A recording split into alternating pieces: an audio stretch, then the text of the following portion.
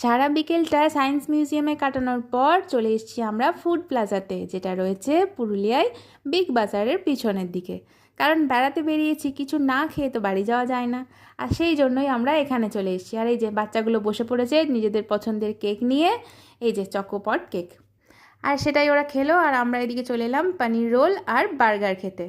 তো সেটাও খাওয়া দাওয়া হয়ে গেল আমাদের মোটামুটি। এই যে দেখো আমার মেয়েও হেঁটে হেঁটে চলে এসছে মাকে দেখে, যে মা কী খাচ্ছে যাই দেখে আসি।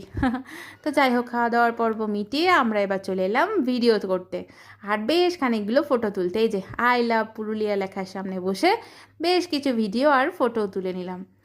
আর এইখানে জায়গাটা কিন্তু সত্যিই বেশ সুন্দর। এই দেখো, আর সন্ধ্যাবেলা তো চারিদিকে লাইট দিয়েছে, এত সুন্দর লাগছে। তো যাই হোক, এদিকে দেখি দিদিভাই আবার বাচ্চা দুটোকে নিয়ে এই যে গাড়িতে চাপিয়েছে। এই গাড়িটার প্রতি বাচ্চাদের যে কী আকর্ষণ কে জানে বাবা, যেখানেই দেখে সেখানেই বলে চাপবো। তো যাই হোক, দিদিভাই যে বাচ্চাগুলোকে একটু গাড়িতে চাপিয়ে দিল, তারপর অনেকটা